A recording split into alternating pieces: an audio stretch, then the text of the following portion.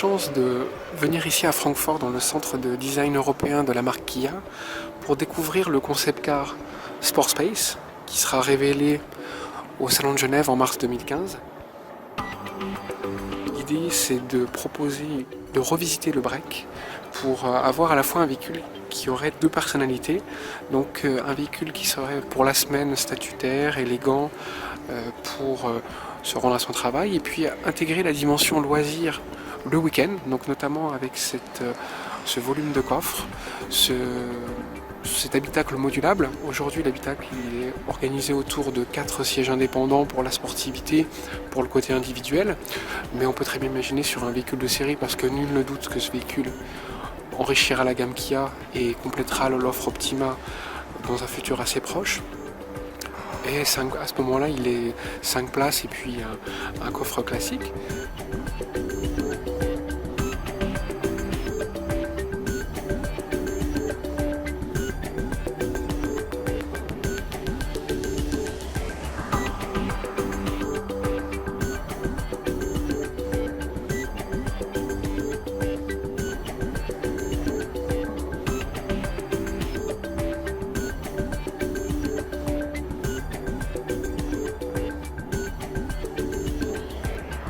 Ouvrons maintenant l'habitacle de ce concept car Kia Sport Space.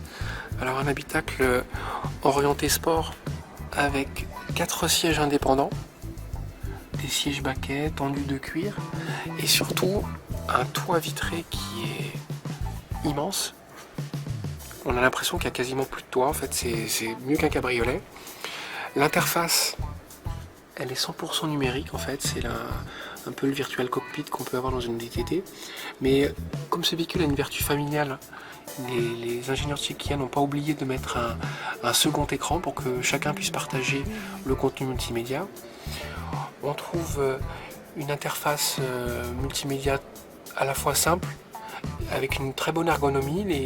Les éléments ont une précision quasi chirurgicale, en fait c'est un univers très sobre. On retrouve aussi des panneaux de porte au design aérien, il n'y a pas de... Comme pour l'extérieur en fait, il n'y a pas de rajout, il n'y a pas de surcharge, pas de surenchère esthétique, c'est une simplicité. À l'arrière, il est facile de monter à bord, en fait, la hauteur est correcte, en fait, la ligne de pavillon est fuyante mais pas trop, pour préserver un bon accès, car il ne faut pas oublier que le véhicule doit avoir des vertus familiales.